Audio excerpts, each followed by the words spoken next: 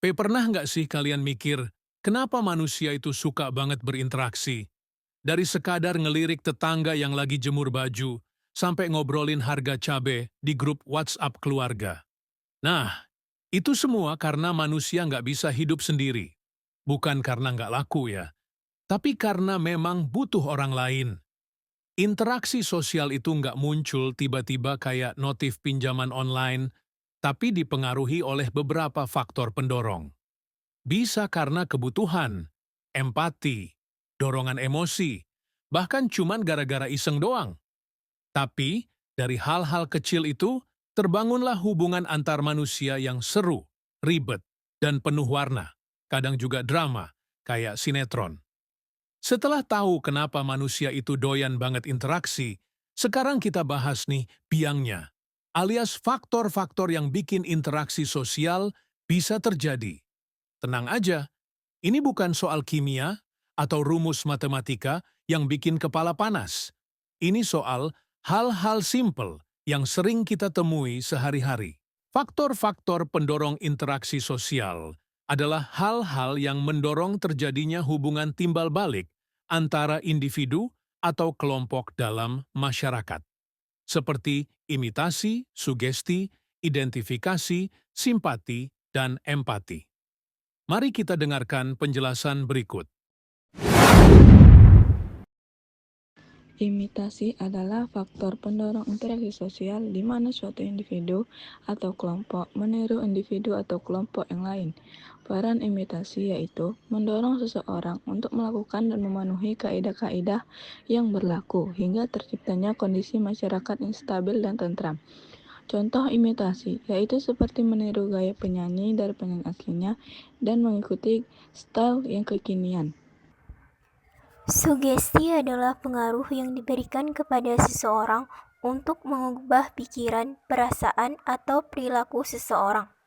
Sugesti terbagi menjadi dua jenis, yaitu heterosugesti, sugesti yang berasal dari orang lain, seperti nasihat dari orang tua kepada anak untuk belajar lebih giat, dan autosugesti, sugesti yang berasal dari diri sendiri, seperti afirmasi positif yang diucapkan kepada diri sendiri untuk mengatasi stres, seperti meyakini bahwa diri mampu dan percaya diri dalam menghadapi tantangan.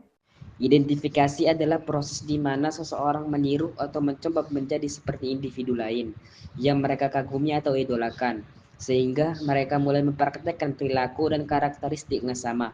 Proses ini sering melibatkan internalisasi nilai, keyakinan, dan sikap dari sosok yang mereka identifikasi, sehingga mereka menjadi lebih seperti sosok tersebut. Contoh, seorang anak meniru kebiasaan orang tuanya yang gemar membaca buku setiap hari.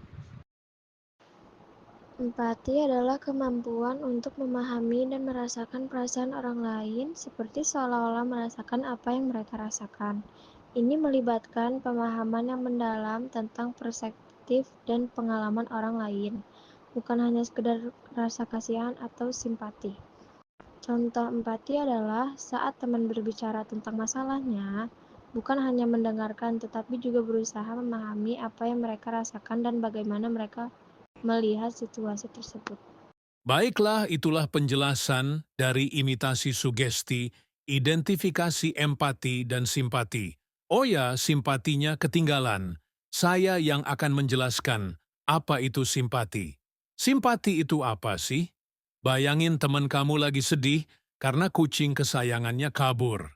Kamu mungkin nggak bisa bantu nemuin kucingnya, tapi kamu bilang, "Duh, kasihan banget. Pasti sedih banget ya." Ika, kamu kenapa? Aku sedih. Sedih kenapa? Kucing kesayangan aku mati. Kok bisa mati? Iya, tadi ketabrak di kereta. Turut prihatin ya, Vika? Iya, Lila. Nah, itulah yang namanya simpati. Kamu ikut ngerasa sedih walaupun itu bukan kejadian kamu sendiri. Simpati itu kayak mode ikut ngerasa tanpa harus jadi pahlawan. Kamu nggak perlu bawa mantel Superman, cukup bawa hati yang lembut kayak roti sobek. Contoh lain nih, kalau ada temen yang nilainya jelek, kamu bisa bilang, "Aduh bro, gue ngerti sih.